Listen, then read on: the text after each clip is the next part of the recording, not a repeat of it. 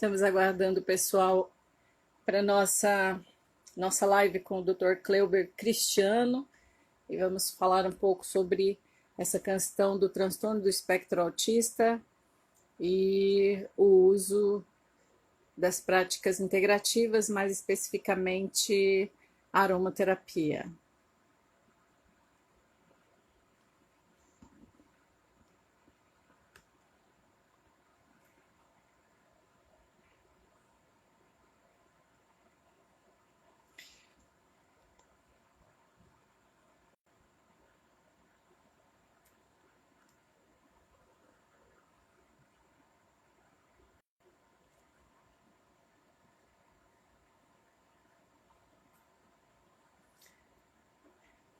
Olá, Maurício.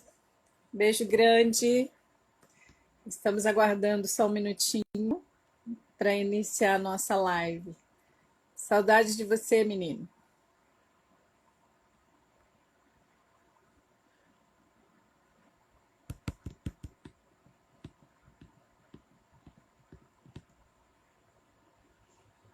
Então, como eu estava falando, hoje a gente vai falar um pouco sobre o transtorno do espectro autista, né, por uma das pessoas hoje, oi Andréia, que mais trabalha com a precisão do diagnóstico e que tem alguns livros publicados nessa área.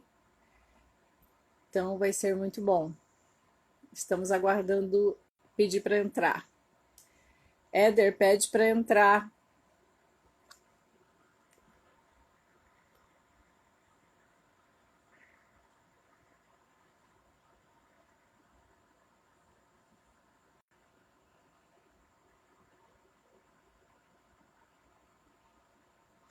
Participação aqui da Associação Brasileira de Medicina Psicossomática, que nós vamos falar com o presidente hoje. Olá, meu querido. Olá, minha linda. Tudo bom, meu anjo? Tudo bem. Então, este é o Dr. Cleuber Cristiano, ele é presidente da Regional de Medicina Psicossomática da região Centro-Oeste. É uma alegria tê-lo nesta live. Nossa, eu que agradeço. É muito mais do que uma colega de trabalho, né? Você é uma pessoa que está no meu coração, sabe o tanto que eu tenho prazer de ter essa interlocução contigo. Eu sempre falo para você que esse contato que a gente tem é muito menos profissional e muito mais afetivo, né? Fico muito feliz. Que legal. Então, eu estava falando aqui para o pessoal, a galera está chegando, né? E eu gostaria de falar um pouquinho, primeiro, a sua história é belíssima, né? Não sei se você vai querer contar um pouquinho da sua história hoje, do que por que a gente fala que uma pessoa, hoje do assunto que a gente vai conversar um pouquinho, trocar uma prosa, como diz o mineiro, né? Sobre o transtorno do espectro autista. Mas eu posso dizer como Sônia Mazeto, como presidente do Sindicato dos Terapeutas do Mato Grosso, que o seu trabalho, estão dizendo que o meu som está baixo. Tá, bem baixo mesmo. Está baixo. Você está me ouvindo? Tem que aumentar o som, colocar solto para eu poder ouvir? Não, mas eu falo assim, você tem como deixar solto o seu para eu ouvir? Porque eu não estou ouvindo aqui. Precisa fechar o som aí, se tiver aberto. Seu. Não, aqui, pode ficar à vontade. Tá. Pronto, melhorou o som aí? Quem está ouvindo aí para nós, diga, por favor, se o som está chegando legal. É legal que vocês ouçam bem. Melhorou, Thalita? Dá uma ok se melhorou.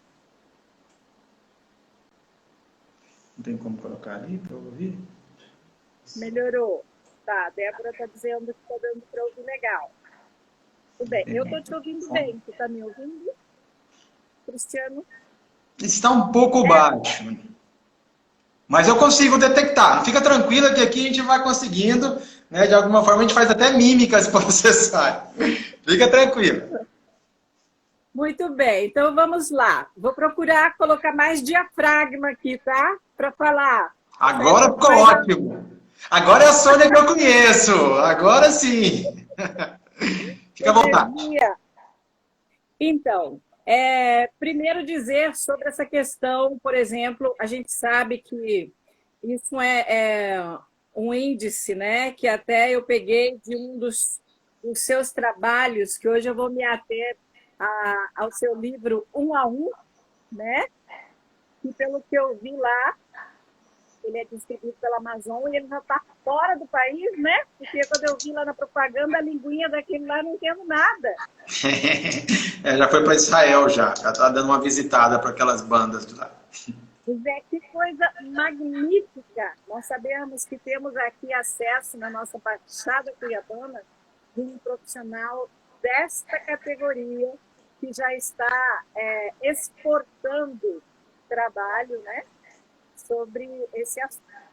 Então, assim, eu fiquei muito feliz e li todo esse material, que eu achei riquíssimo, e principalmente porque eu sou da área da fonoaudiologia, então muito me identifiquei lá com as questões da linguagem, desenvolvimento e tudo mais, né? E aí eu gostaria que você falasse, a gente sabe que hoje no Brasil são 2 milhões de pessoas nessa classificação do transtorno do espectro autista, né?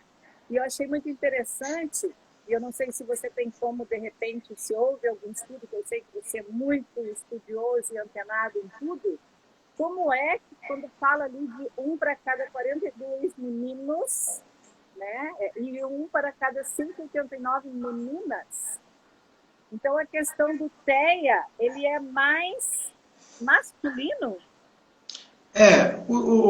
Primeiro, assim, é sempre bom apresentar que o transtorno do espectro autista, ele traz algumas especificidades, até a cor dela, né, a cor, quando vai se falar do transtorno do espectro autista, o antigo autismo aí, né, do Léo Kanner, de Bleuler, desses pensadores aí que iniciaram o processo, fazendo um vínculozinho do transtorno do espectro autista, o antigo autismo com a esquizofrenia, ele vem com aquela cor azul para simbolizar, então, a relevante discrepância que a gente vai ter entre os meninos e as meninas. Então, ele é eminentemente, né, estabelecido para os meninos, né, a gente tem 4:1 nessa relação. Essa pesquisa de 42 ali foi uma pesquisa que foi basicamente estabelecida por uma faixa etária.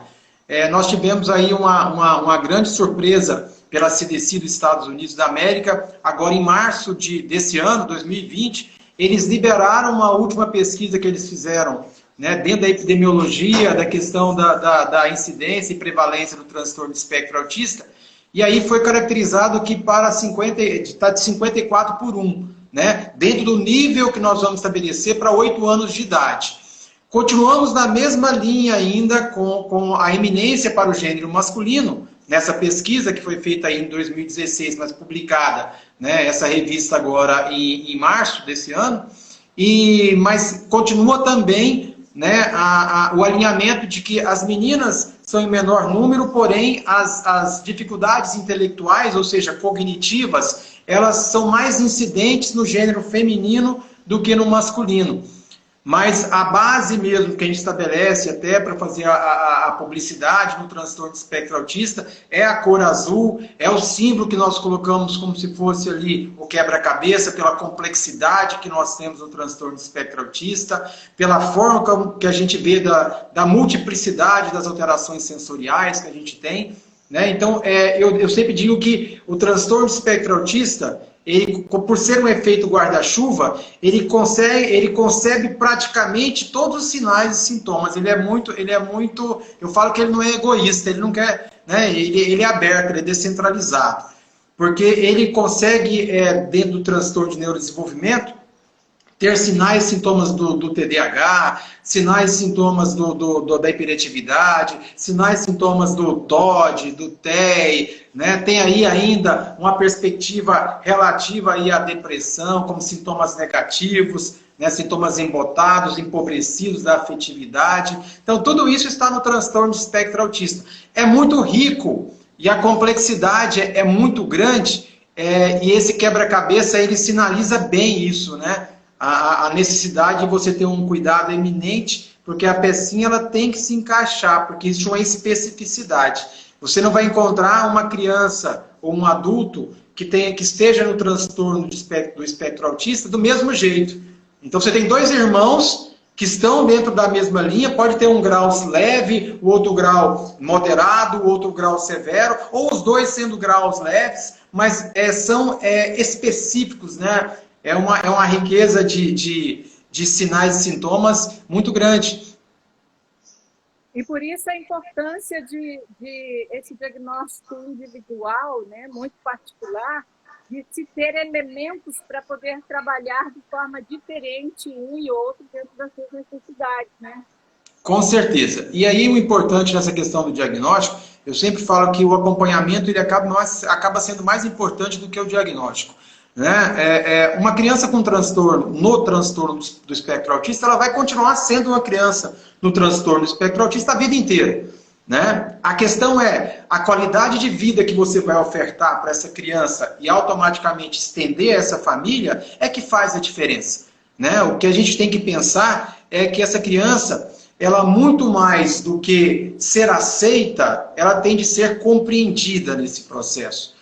E nesse mecanismo de compreensão, ela não tem que se encaixar em nada.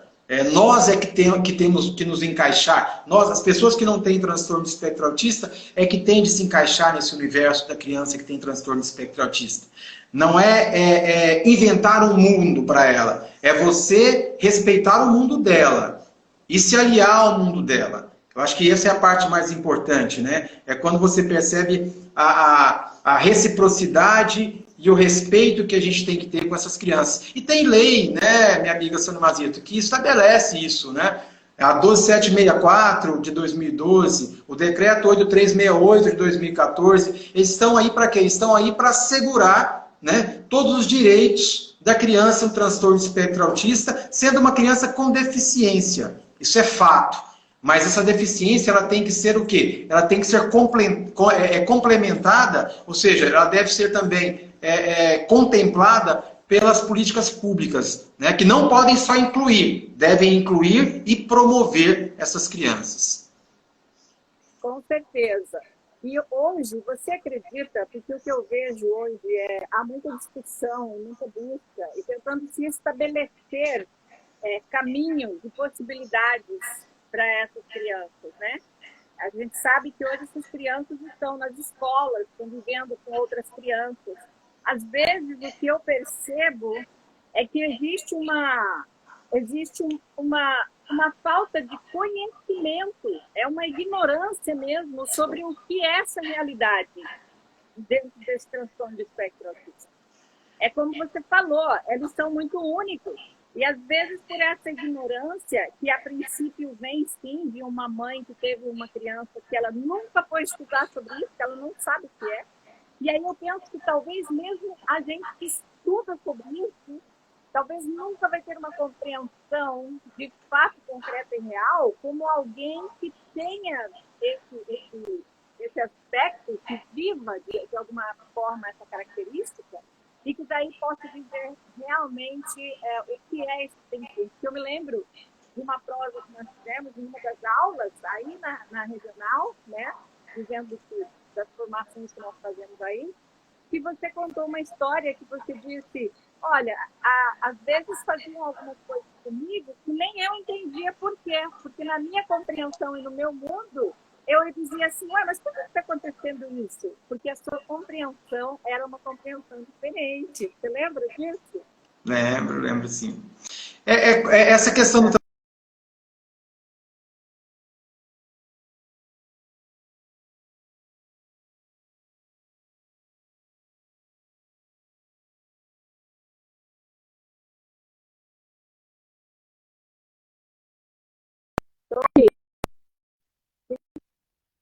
eu acho que tá, né?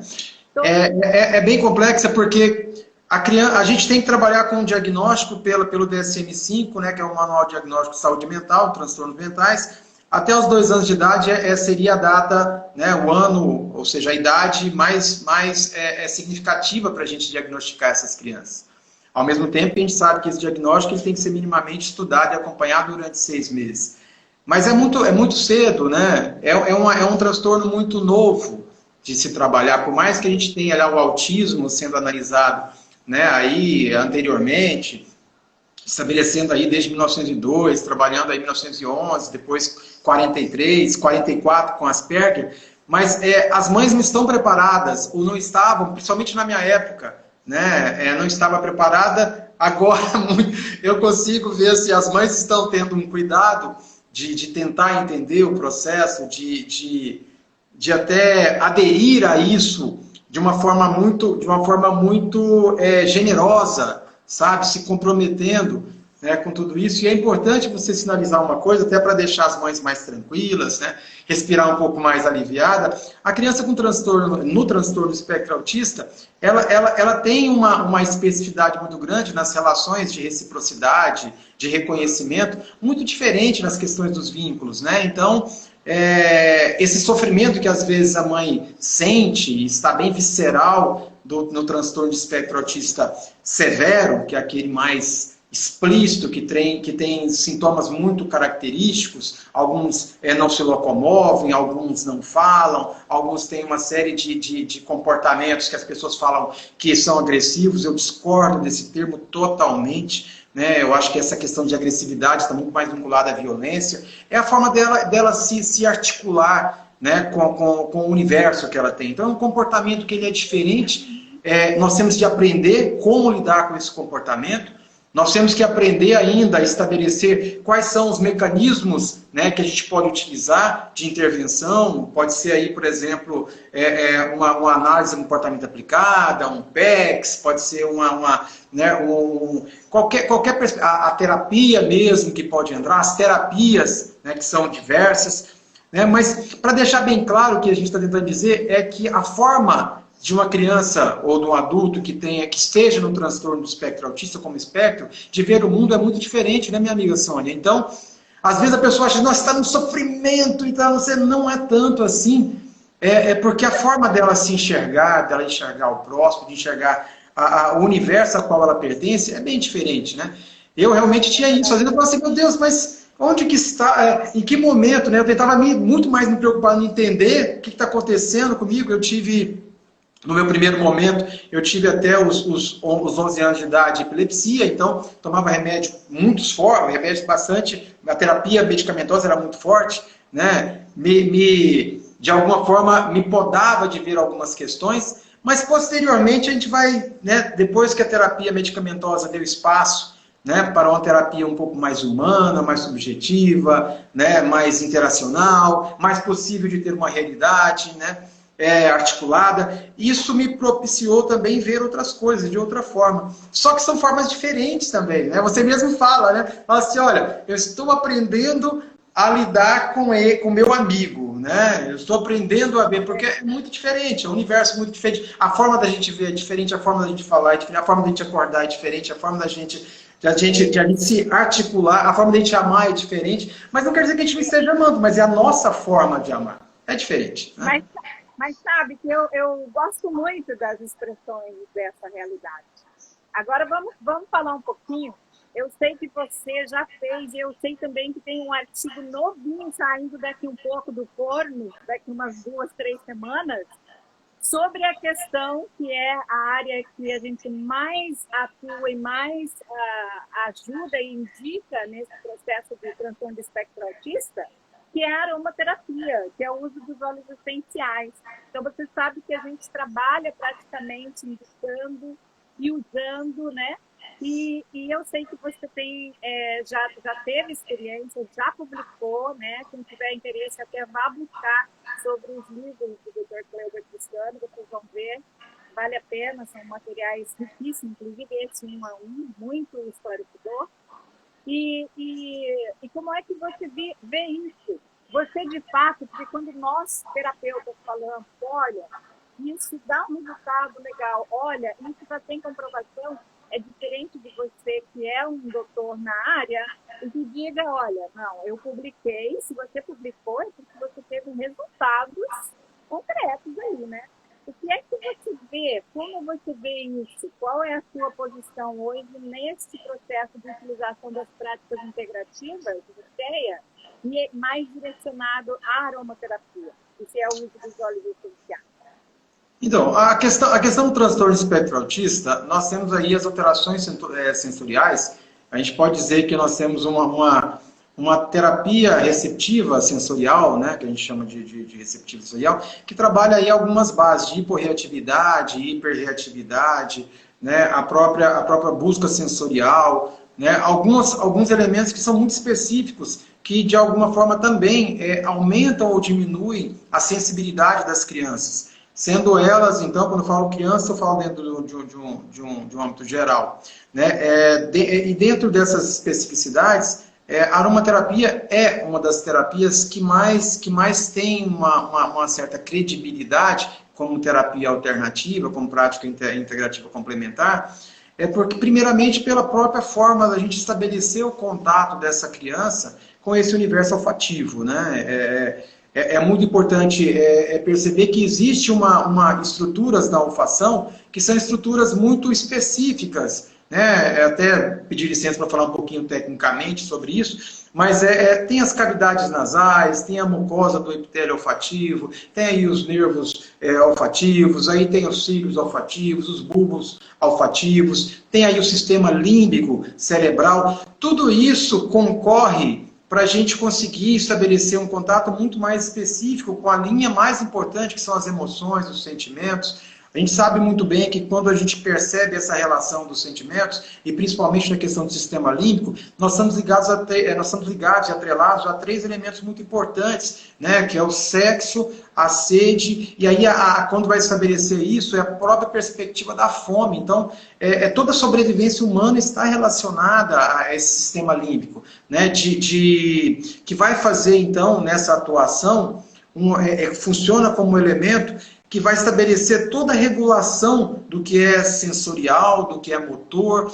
Tudo isso é muito importante. Aí quando você percebe que a atuação, né, da aromaterapia é diretamente no sistema límbico, aí você fala assim, achei, né, o insight está feito, é ali.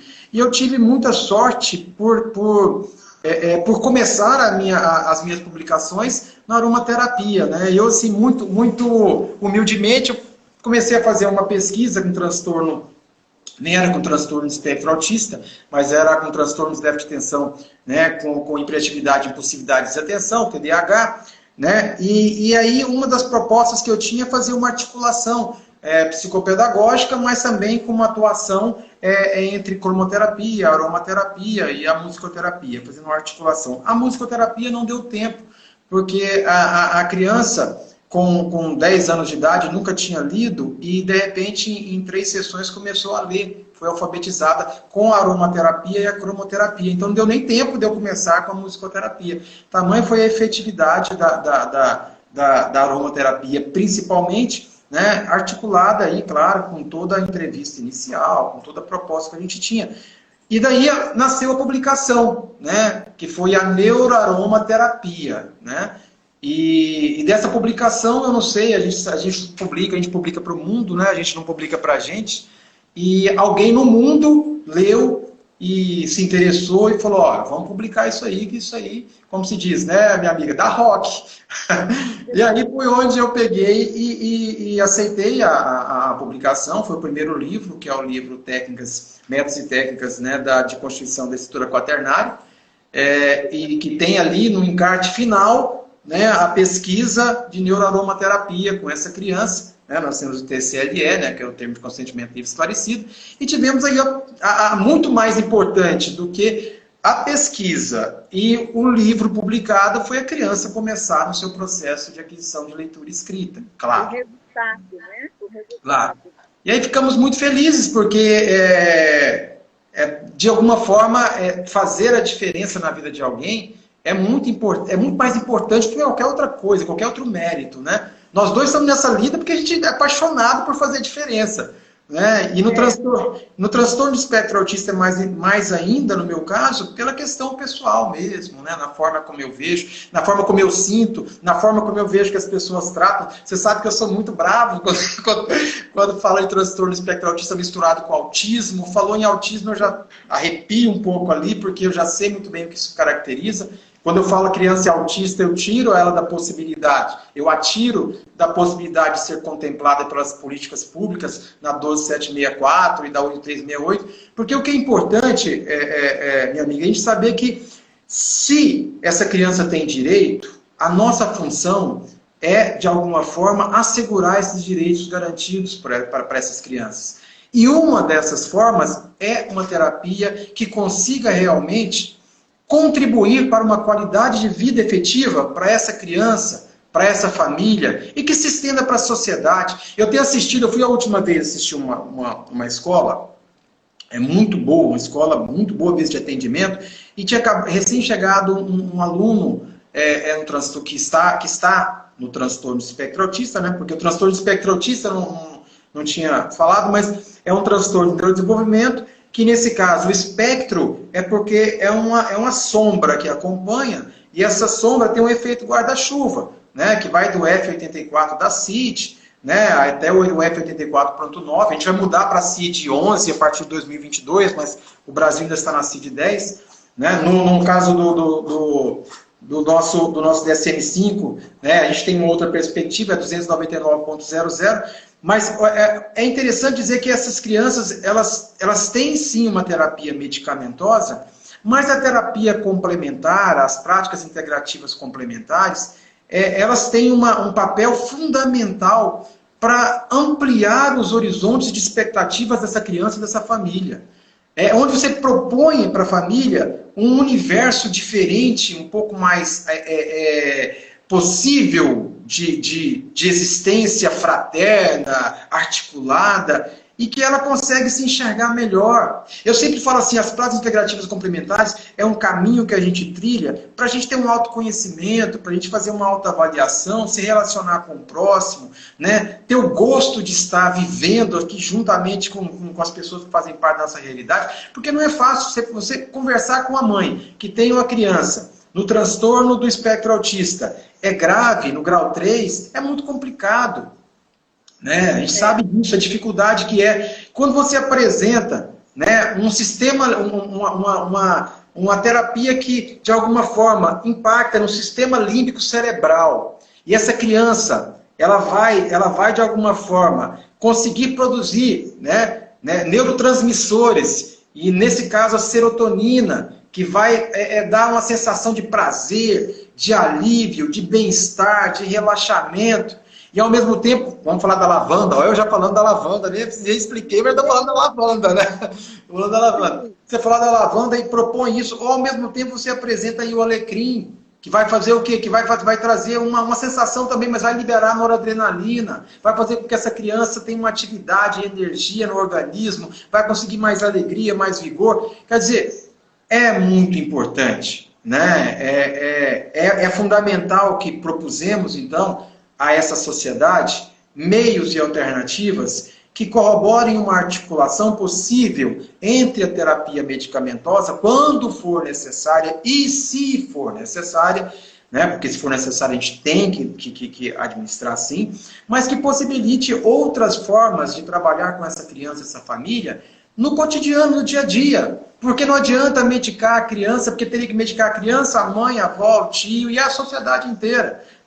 Porque seria um público que está articulado. Eu sempre falo assim, a criança que tem transtorno do espectro autista, ou está no transtorno do espectro autista, tem uma família que toda está no transtorno do espectro autista.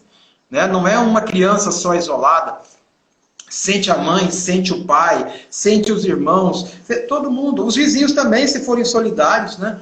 É uma sociedade que tem que se preparar para receber com muita afetividade, com muito carinho e principalmente com muita qualificação, com muita capacitação, com muito estudo, com muita dedicação, com muita leitura, para não fazer, na verdade, da criança um objeto de pesquisa, ou se não da criança uma cobaia onde ela vai verificar quais são as terapias que funcionam, não. As terapias elas devem ser orientadas a partir de minimamente 6 meses de acompanhamento, onde você já identificou qual terapia é adequada. Se é, no caso, uma aromaterapia, se a criança às vezes não tem uma certa sensibilidade, hiperreatividade à questão olfativa, se é uma cromoterapia, se é uma ecoterapia, se é uma hidroterapia, se é uma... não sei, né? O que eu digo para você é que as pesquisas sobre aromaterapia tem dado muito resultado,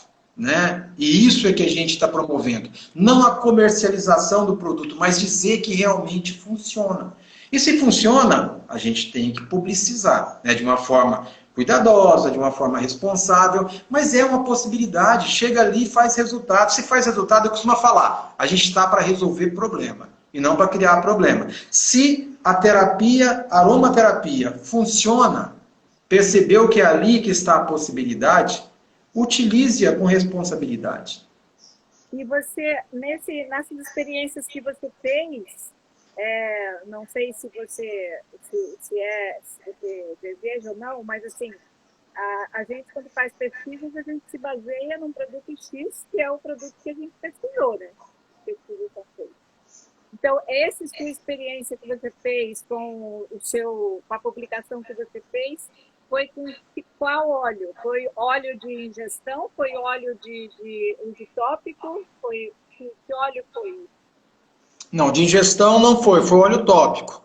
Né? O que eu ganhei um presente de uma pessoa uma vez, 3 óleos, né? Não sei de quem, né? Eu ganhei 3 óleos seus uma vez de presente, lembra? E eu sempre, nas pesquisas que eu tinha, né, eu tinha nesse arsenal que você me propôs, que você me deu, que você me presenteou, tinha o quê? Tinha o siciliano, limão siciliano, lavanda e menta. E foi onde a gente utilizou dessa linha, estabelecendo já essa relação mesmo que a gente percebe da questão dos neurotransmissores, da questão do hipotálamo, como isso vai funcionar nessa linha de articulação, e assim por diante. E claro, com a intervenção, que é a intervenção psicopedagógica. No caso dele, era a aquisição de leitura.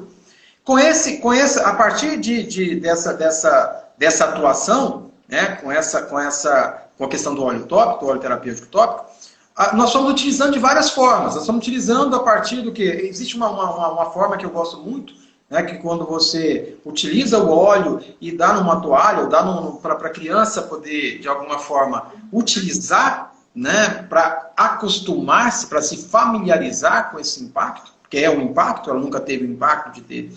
Existe uma questão mesmo que você pode colocar, que eu gosto muito, quando você pode, nas mãos da criança, onde ela sente, então você tem aí uma questão olfativa, mas você também tem uma questão tátil da criança, e isso te promove uma articulação, que é uma reciprocidade, se você pretende, então, sair um pouco da necessidade de estabelecer um contato mais efetivo, então, para tentar diminuir a fragilidade dessas relações socioemocionais, então você em contato com a criança, administrar na mão dela e a partir daí ela sentir, e ela aplicar, e ela perceber como funciona, e ela, na verdade, saber que ela é protagonista, e ela de alguma forma, assumir por autonomia a utilização da sua própria terapia, mesmo sendo criança.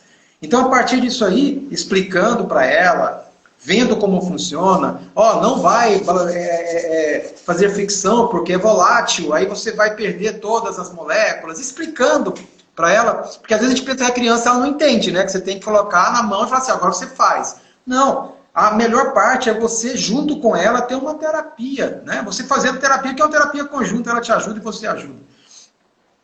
Então fica tudo junto. E aí nessa linha, nós utilizamos esses 3 óleos, nessa articulação, isso para a criança na parte que nós fizemos dessa pesquisa. Isso durou basicamente, eu acredito que um mês, 2 meses, um mês, vinha já de 1 ano de atividade com essa criança. E os resultados muito, muito, muito fragilizados, muito empobrecidos. Quando começou a intervenção dos olhos com a cromoterapia, no caso a aromaterapia, percebeu-se assim, uma melhora significativa já da primeira vez. Eu falei, opa, tem alguma coisa aí que está surtindo efeito. E a gente percebeu também nesse salto qualitativo, depois eu expliquei para a criança que era um salto qualitativo, ela teria que voltar depois para fazer isso gradualmente, né? Nesse salto qualitativo, que fazia parte de uma questão cortical superior. Então era mais voltada a questão mesmo dos córtex que nós temos, o pré-frontal, que era onde a gente estava tentando, de alguma forma, estabelecer aderência, que vai trabalhar o quê? A questão da aromaterapia com os componentes cognitivos. Linguagem, pensamento, né, a perspectiva que nós temos da resolução de problemas, memória, raciocínio, tudo isso aí. E quando você percebe que, cara, isso funciona ali, aí você fala assim, agora eu quero para mim. Aí eu fiquei, na verdade, utilizando mais do que eu achei criança. A criança parou um pouco de certo e eu continuei para a vida inteira. Eu não consigo parar. Né? Fiquei um viciado em aromaterapia. Então, assim, essa questão ela é importante porque demonstra que existe uma questão muito pessoal nessas questões que nós estabelecemos aí, porque ela tem de estar relacionada a ativação de um receptor neuroquímico. A gente sabe disso, que ela tem de estar relacionado a isso. Né? E essa ativação desse receptor neuroquímico no cérebro é muito mais rápido a partir do olfato. A gente sabe isso, né? Sabe disso. É muito específico, você ancora. Né? A gente tem isso na nossa história de vida. Os perfumes, vamos dar um exemplo? A gente está aqui, aquela namorada que a gente até deixou, tem 15 mil, sentiu o perfume, nossa, ancorou lá. Vê os problemas junto, claro. Mas assim, a memória é algo prodigioso. Né? A memória de curto prazo, de longo prazo. E essa questão do sistema límbico, que é o coração da mente, é o que a gente fala assim, o coração da nossa mente, quando a gente percebe que tem isso muito rápido, né, e a aromaterapia tem essa característica, né, dá para a gente um certo alívio, porque a gente sabe que na necessidade, prontamente, a gente tem à disposição uma terapia desse nível, com esse impacto, e diminuindo todas as possibilidades que a gente tem aí, de ter aí alguma coisa que fragilizasse a nossa imunidade. Né? É o que eu falei para vocês, no caso do transtorno do espectro autista, tem que se preocupar bastante com a questão sensorial, de hiporreatividade, hiperreatividade, né? A busca sensorial. Mas, por mais que ainda tenha isso, é mínimo o impacto do uso de um olho terapêutico, entendeu? Então, assim, é muito mais interessante iniciar, né, e sentir e já começar a fazer a gente chama isso de neuromodulação, mas fazer um equilíbrio, uma modulação disso aí, do que não se apresentar uma terapia tão rica como essa, né? Eu acho que isso é muito importante. Então, eu creio que você está propondo que o caminho seja, vamos experimentar esta terapia, que é algo que não vai ter efeitos colaterais, não vai ser agressivo. E se houver necessidade, fazer o caminho inverso, né? Não é colocar os químicos e depois experienciar essas outras possibilidades, mas experienciar as possibilidades e depois, se for necessário, ir para um químico, porque a gente sabe que o químico ele traz muitos efeitos colaterais no transtorno do espectro autista, né? A gente sabe que a gente só tem um protocolo hoje da Organização Mundial da Saúde, que antigamente era o haloperidol, agora a risperidona, né? Que é a terapia que a gente tem, terapia medicamentosa. A terapia medicamentosa, quando ela é necessária, a gente tem que administrar, né? Pela necessidade que a gente tem. Mas a gente não pode ficar só nela. A terapia medicamentosa é para, de alguma forma, estabelecer contato com aquilo que a gente tem, que não está deixando com que a gente desenvolva nossas atividades. Né? Então, ela deve ser utilizada de uma forma muito responsável e muito cuidadosa. Né? E aqui eu não estou fazendo, claro, nenhuma prescrição e não retirando também medicamento de ninguém, mas deve existir uma sugestão terapêutica nessa linha que propõe a qualidade de vida para a criança e para a família. Né? E para isso a gente tem hoje, né, já tinha milenarmente, mas hoje a gente tem estudos confirmados, comprobatórios, que são científicos, né, que promovem realmente a eficácia das terapias integrativas. né? O importante é você se predispor a dar uma atenção para essa criança que constitua uma realidade dela, possível dela estabelecer contato com a realidade do outro. Porque se você tira isso, se a criança ela vai estar sem possibilidade de responder, né, ao universo visual ao qual ela pertence, fica muito complicado você imaginar que ela vai estabelecer contato com elementos externos e simbólicos de ressignificação que possibilitem para ela, na verdade, sair desse empobrecimento que ele tem de contato com o outro, né, de socioemocional, e começar a ter, na verdade, um contato, alguma coisa que seja realmente interacional. A criança no transtorno do espectro autista ela já tem por si só a dificuldade socioemocional, a dificuldade de interagir. Se você retira dela, então, elementos que são elementos cognitivos, que possibilitam respostas comportamentais para essa criança, isso fica mais complicado ainda. E ninguém quer ver uma pessoa no estado letárgico, ou seja, no estado que ela não vai responder, no estado vegetativo. A gente quer que a criança ela desenvolva suas habilidades, que sejam gradativas, como no caso da análise do comportamento aplicado, que seja pormenorizada, que cada dia ela ganhe uma nova habilidade acadêmica e essa habilidade seja bem acompanhada enquanto tentativa, treino tentativa discreta, mas que a gente perceba que ela teve evolução. O que a gente não pode imaginar que uma criança ela não vai evoluir. Ela pode não evoluir do jeito que você quer, da forma como você quer, da forma como você escuta lá fora, com a idealização que as pessoas têm, que é uma maldade que eu acho do tamanho do universo, né? Porque o importante não é a criança ser alguém que você imagina que ela deva ser. Ela tem que ser aquilo que ela imagina que ela deva ser. Ela tem que chegar no limite dela, não no limite seu. Eu sempre falo para os pais, ou se não para as pessoas, não busque um limite para os seus filhos que sejam limites ancorados nas suas vivências experienciais. Deixa ele chegar no limite dele. Deixa ele colocar tudo aquilo que ele tem dele ali, todas as características dele, as especificidades dele. Deixa ele se conceitualizar. Para de conceitualizar o filho. E no transtorno espectro autista, a sombra da criança, que é o próprio espectro, é isso. Eu digo assim, eu acho lindo, né? Eu, por exemplo, acho que o transtorno do espectro autista, no meu caso, ele me ensinou a ser mais humano, a me ver de uma forma diferente, não especial, porque a criança com transtorno de espectro autista ela pode ter pós-doutorado, pode ser o que for que ela é deficiente, mas de alguma forma ela consiga se ver no universo junto com o outro. Ela já está ali participando. E essa participação, minha amiga, ela é passo pari, ela é igual, ela não é, fulano de tal é melhor do que eu. Não, ela é dentro da mesma linha. Né? E agora, se a gente consegue isso, a gente consegue trabalhar alguns princípios básicos de solidariedade humana. Isso, eu vou te contar uma experiência recente que eu fiquei sabendo essa semana. Eu acompanho um menino que trabalhou comigo desde que ele tinha 8 anos, que ele tem o transtorno de espectro autista, né? Claro, se desenvolveu dentro desse processo de vida e tudo. E aí, como eu conheço ele há muito tempo, desde menino, né? Ele frequentava a minha casa, era amigo dos meus filhos. Então, quando a gente começou esse trabalho de pesquisa e tudo com aromaterapia, nós sugerimos, estávamos sempre dizendo, olha, isso aqui vai ser bom para você, vai melhorar algumas características que a gente conhece mesmo, né?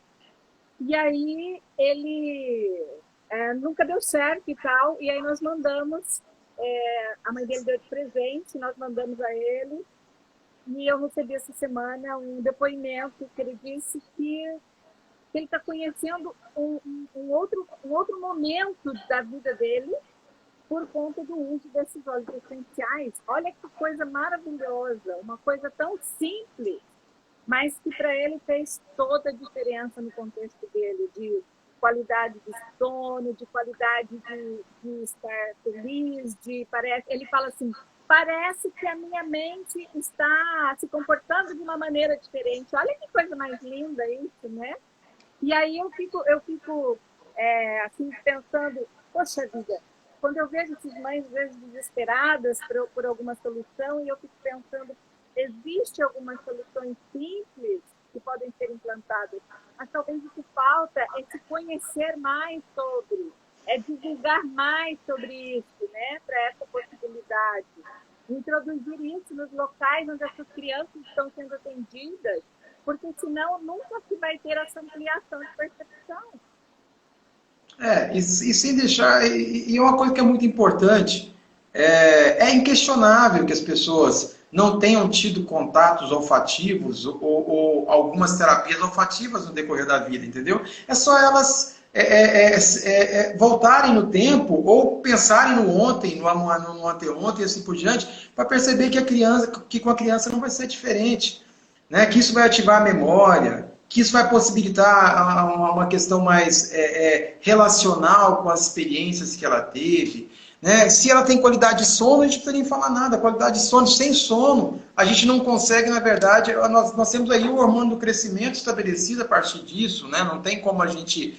Né? E aí essa questão, esse vínculo que nós temos com a gente chama do coração da mente, o sistema límbico, as emoções estão ali, né? Os sentimentos estão ali. A criança precisa disso. A criança, a gente sabe muito bem que, diferentemente do adulto, ela tem aspectos que são importantes para aquelas fases, que são fases infantis, que é a própria fantasia, né? A identificação que ela tem com seus pais, com seus pares, a identificação que ela tem com as histórias, com as fábulas, com tudo isso. O mínimo que a gente pode fazer é propor experiências para que essas crianças consigam ter acesso a isso, mesmo que sejam crianças que tenham maior dificuldade. Não é justo para a criança, e eu vejo isso, né, uma coisa muito particular, não possibilitar essa criança a viver bem, não possibilitar essa criança a ser feliz, não possibilitar essa criança a ela ter autonomia na própria gestão da sua terapia, não possibilitar para essa criança ter um contato efetivo com alguma coisa que não vai trazer um prejuízo muito maior para o seu organismo, para a sua fisiologia, né, para os seus movimentos, né, e assim por diante. E é muito interessante porque tudo, a gente costuma falar assim, ó, tudo é voltado à mente. Né? A gente fala, no caso da medicina psicossomática, a gente tem uma questão muito clara, né? Quando a gente fala assim, olha, o clínico, né, ele trata, mas quem cura é a natureza.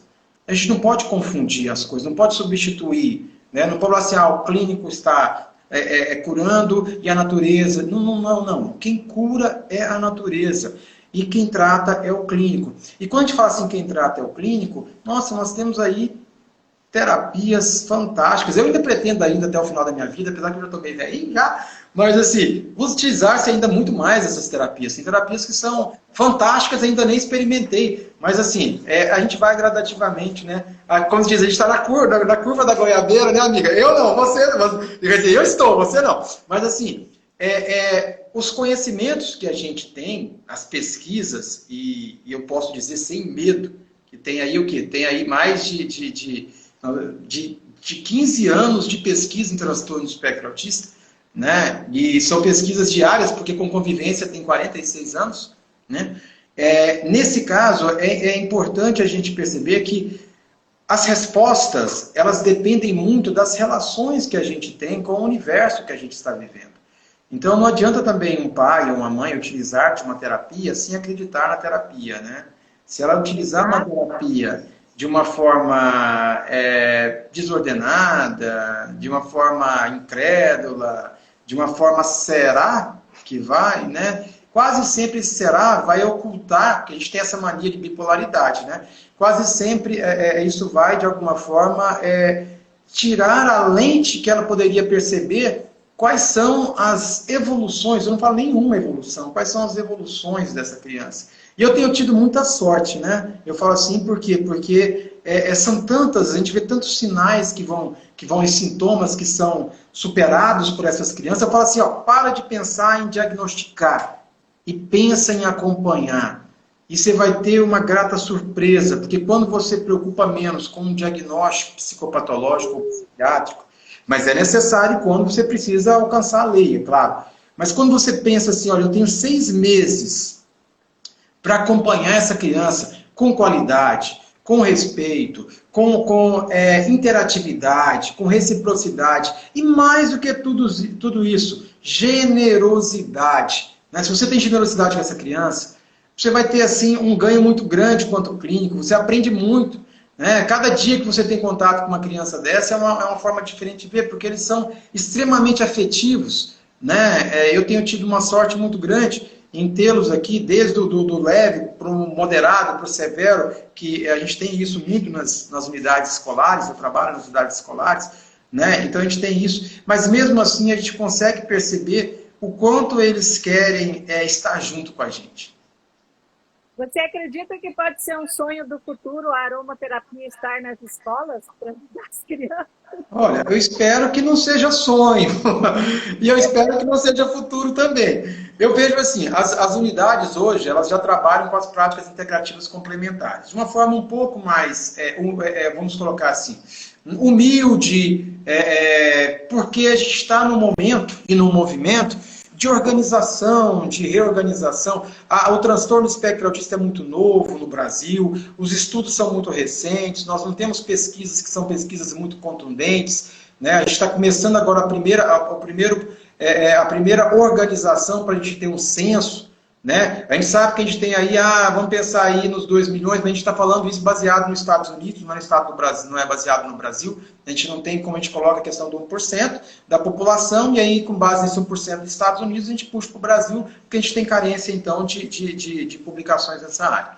Bom, mas aí de todo jeito, sabendo desse aumento gradativo, não, olha que interessante, o aumento gradativo não é no número de crianças com transtorno do espectro autista, como todo mundo fala. Nós estamos tendo um aumento nos diagnósticos. Ou seja, antes eu não diagnosticava essas crianças, hoje eu já diagnostico essas crianças. Então vão começar a aparecer, da mesma forma que a gente sabe que anteriormente a gente tinha um número muito menor.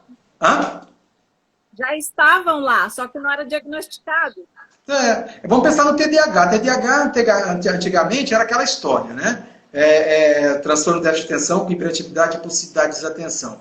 Era sempre a mesma coisa no transtorno do espectro autista. Era para cada 4 meninos, nós tínhamos uma menina. Hoje você vai buscar qual é a prevalência e entra no site da Associação Brasileira, né, de TDAH, você percebe que não é mais assim, que está equiparado, que antigamente as meninas não tinham esse diagnóstico muito claro, principalmente que quando se fala em TDAH, todo mundo pensa na hiperatividade. A hiperatividade era mais veiculada às características do gênero masculino. Então aí puxa todo o diagnóstico para os meninos. E aí as meninas ficam, como se diz, né, meio à deriva. Não é isso. Então, nós temos o meu neto, ele foi diagnosticado, né, e com TDAH, e a minha filha se recusou a medicá-lo, porque o pessoal já fala para dar remédio, né, para poder ajudar, mas ele fez todo o processo de acompanhamento utilizando os olhos, e é uma graça, porque hoje ele mesmo utiliza, e foi fantástico o resultado dele na escola, na questão do foco, da concentração. Então, por isso que, deixa claro aqui, como a nossa amiga lembrou aí, a Elaine, né, que realmente os olhos eles têm que ter uma precedência, eles têm que ser olhos que sejam confiáveis, né, puros, orgânicos. Esses olhos que o Dr. Cleudo fez e o estudo que eu presenteei são os olhos da Biterna, porque são os olhos que nós trabalhamos com eles, né? Pelo fato de selo CPTG, de ter um selo testado e garantido para o uso terapêutico. Então, são esses que nós utilizamos.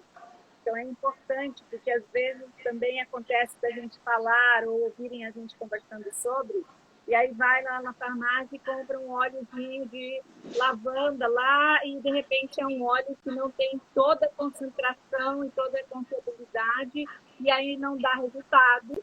E aí a questão de não dar o resultado acaba sendo, isso não funciona. E na verdade não é que não funciona, é o elemento que não está adequado, né?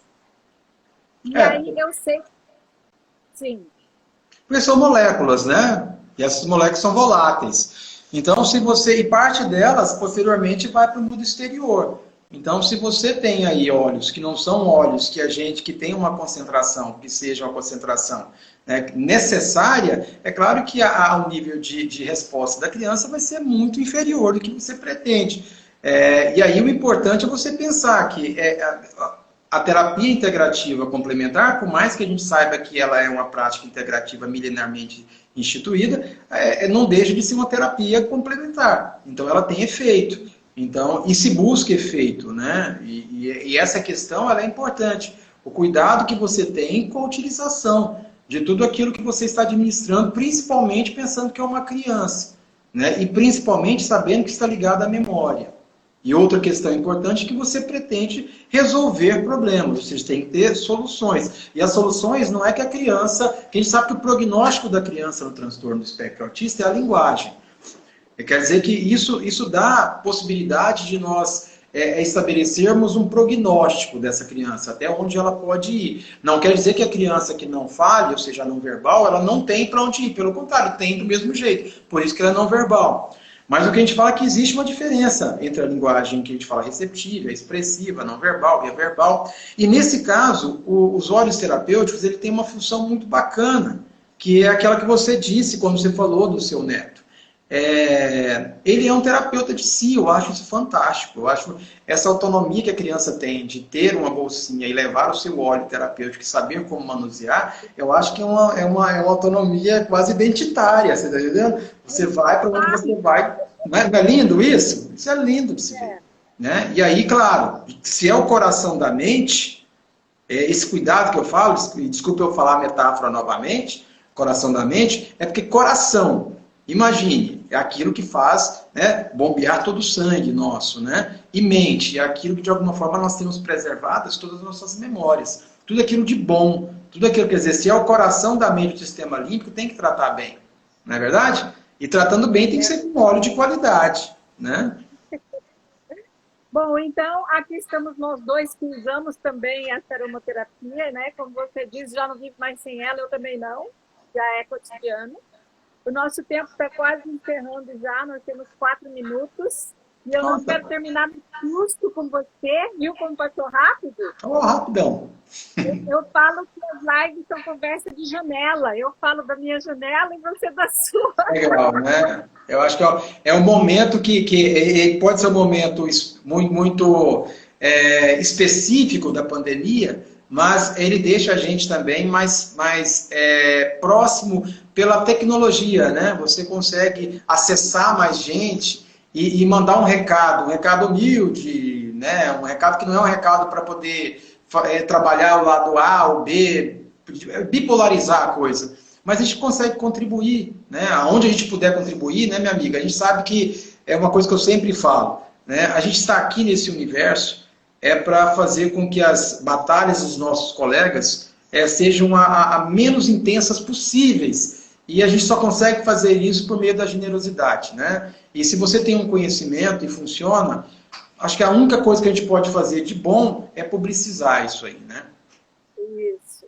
E eu fico muito grata por esse momento, por você estar aqui conosco e compartilhando desse seu conhecimento, dessa sua trajetória. E eu sei que muita coisa por aí virá ainda, a gente tem alguns projetos aí que nós ainda vamos executar, né? Dentro disso que nós acreditamos que vai poder ajudar o nosso povo, vai poder ajudar as pessoas. Então, aqui fica a minha gratidão por ter aceitado esse convite.